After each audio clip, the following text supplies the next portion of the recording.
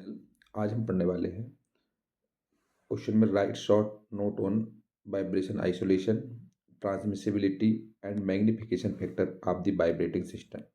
ये क्वेश्चन आरजीबीबी में पूछा गया क्वेश्चन है। क्वेश्चन में पूछा गया है कि वाइब्रेशन आइसोलेशन, ट्रांसमिसिबिलिटी और मैग्निफिकेशन फैक्टर के बारे में इसमें बताना है। तो सबसे पहले इसमें जानेंगे वाइब्रेशन आइसोलेशन होता क्या है। तो vibration isolation is the process of preventing the transmission of vibration from one component of a system to another or from a source to the surroundings environment. Vibration isolation एक ऐसी process होती है जिसमें vibration को transfer किया जाता है one component से अनदर कंपोनेंट या फिर एक सोर्स से सराउंडिंग एनवायरनमेंट सोर्स में। This is typically achieved by introducing flexible elements such as spring and dampers isolator. देखो इसमें स्प्रिंग कोई फ्लेक्सिबल एलिमेंट लेते हैं, कोई स्प्रिंग या फिर कोई डैम्पर जिसको हम आइसोलेटर बोलते हैं। इसमें वाइब्रेटिंग सोर्स के द्वारा इसमें जो स्ट्रक्चर होता है उसमें हम रिसीव करते हैं और प्राइमरी जो इसमें नेचुरल फ्रिक्वेंसी को उसमें एक्साइटेशन फ्रिक्वेंसी के द्वारा इसमें एम्पलीट्यूड को रिड्यूस किया जाता है। वाइब्रेशन को ट्रांसमिट करके इसको एम्पलीट्यूड को रिड्यूस करने के लिए करते हैं। तो वाइब्रेशन आइसोलेशन एक ऐसी प्रोसेस होती है जिसको जो कि वाइब्रेशन ट्रांसमिशन में हम एक कंपोनेंट से अदर कंपोनेंट में हम इसको यूज करते हैं। इसमें जो एक सोर्स से हम सराउंडिंग या एनवायरनमेंट सोर्स में हम इसमें अप्लाई करते हैं इसको, और ये एक फ्लेक्सिबल एलिमेंट में हम इसका यूज करते हैं जैसे कि स्प्रिंग या फिर इसमें डैम्पर लगाया जाता है अ, जो कि हम आइसोलेटर बोलते हैं उसमें।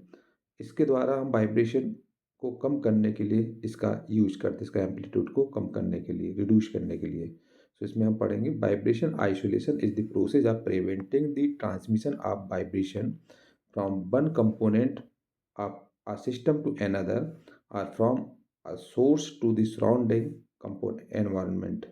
This is typically achieved by introducing flexible elements such as springs and dampers, जिसको हम isolators कहते हैं, between the vibrating system source and the receiving structure. The primary goal is to lower the natural frequency of the isolated system below the excitation frequency, thereby reducing the amplitude of transmitted vibrations. इसके बाद आता है transmissibility क्या होता है।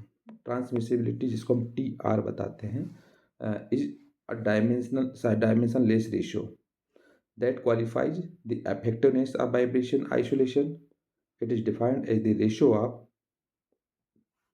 force transmitted to the foundation Ft to the exciting force F0. In the case of base excitation, the ratio of absolute amplitude of the isolated mass x and the amplitude of the base excitation y. Transmissibility जिसको हम T R से note करते हैं, ये एक dimension ratio होता है जिसमें इसको हम क्वांटिफाई और इफेक्टिवनेस ऑफ वाइब्रेशन में आइसोलेशन के लिए यूज करते हैं।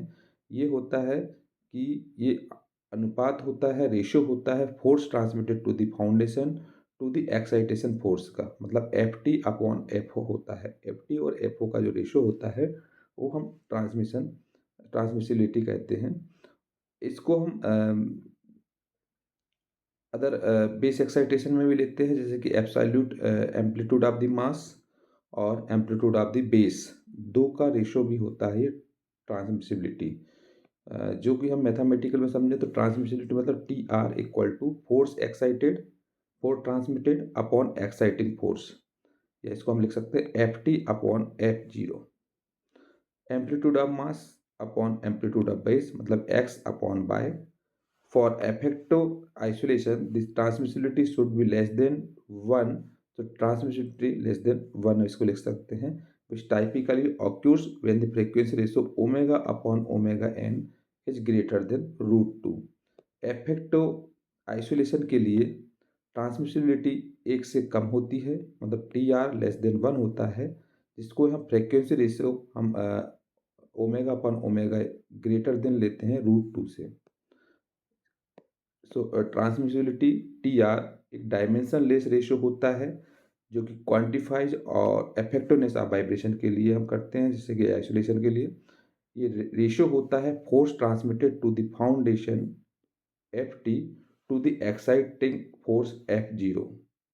इन द केस ऑफ एक्साइटेशन के केस में देखा जाए, बेस एक्साइटेशन के केस में, तो ये होता है the ratio of the absolute amplitude of the isolated mass x to the amplitude of the base excitation y। TR transmissibility equal to force transmitted upon exciting force, मतलब Ft upon F0, amplitude of mass upon amplitude of base, मतलब x upon y।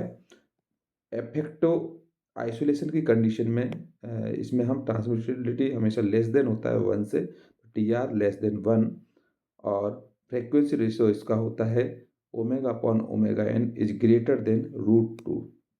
So transmissibility TR is a dimensionless ratio that quantifies and effectiveness of the vibration isolation.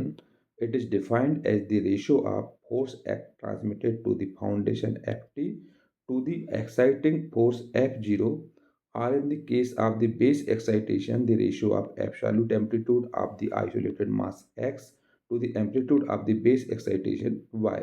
TR equal to force transmitted upon exciting force, मतलब Ft upon F0, मतलब amplitude of mass upon amplitude of base x upon y।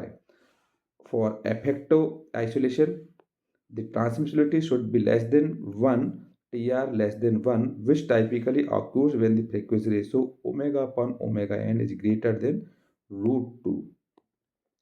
फिर आते हैं हम magnification factor पर। Magnification factor क्या होता है?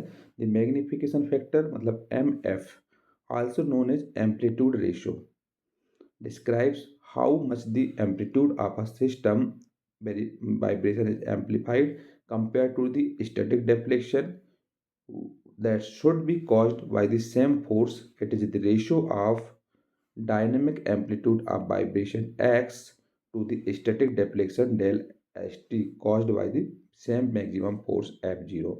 मैग्निफिकेशन फैक्टर मतलब MF को हम एम्पलीट्यूड रेशियो के नाम से भी जानते हैं, यही एम्पलीट्यूड रेशियो कहलाता है। इसमें जो एम्पलीट्यूड में सिस्टम्स वाइब्रेशन, अगर हम स्टैटिक डेफ्लेक्शन में देखा जाए तो इसमें सेम फोर्स पर ये रेशियो होता है dynamic amplitude of the vibration X to the static deflection del S T. मतलब एम्पलीट्यूड ऑफ वाइब्रेशन एक्स और डेफ्लेक्शन का जो अनुपात होता है इसको मैग्निफिकेशन फैक्टर बोलते हैं। ये मैक्सिमम फोर्स के लिए होता है F0 के लिए। सो मैथमेटिकल कंडीशन में magnification factor MF equal to the dynamic amplitude upon static deflection, मतलब x upon del S T. The magnification factor is high near resonance होगा omega upon omega N equal to 1 and is a key parameter in the analysis of forced vibration with damping.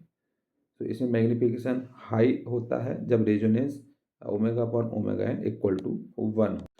तो इस question में हमने पढ़ा है right short note on vibration isolation, transmissibility and magnification factor of the vibrating system. Magnification vibration isolation. Vibration isolation is the process of preventing the transmission of vibration from one component of a system to another or from a source to the surrounding environment. This is typically achieved by introducing flexible elements such as springs or dampers isolators between the vibrating source and the receiving structure. The primary goal is to lower the natural frequency of the isolated system below the excitation frequency, thereby reducing the amplitude of the transmitted vibrations. Transmissibility को हम T R से बताते हैं। Transmissibility T R is a dimensionless ratio that quantifies and effectiveness of vibration isolation. It is defined as the ratio of force transmitted to the foundation Ft to the exciting force F0, or in the case of base excitation, the ratio of absolute amplitude of the isolated mass x to the amplitude of the base excitation y। तो T R equal to force transmitted upon exciting force, मतलब Ft upon F0, amplitude of mass upon amplitude of base, the x upon y। the effective isolation की condition में transmissibility should be less than 1 होगा, T R less than 1, which typically occurs when the frequency ratio omega upon omega n is greater than root 2. Magnification factor, the magnification factor MF, also known as amplitude ratio, describes how much the amplitude of the system's vibration is amplified compared to the static deflection that would be caused by the same force. It is the ratio of the dynamic amplitude of vibration x to the static deflection del st caused by the same maximum force. Magnification factor mf equal to dynamic amplitude upon static deflection मतलब x upon del st.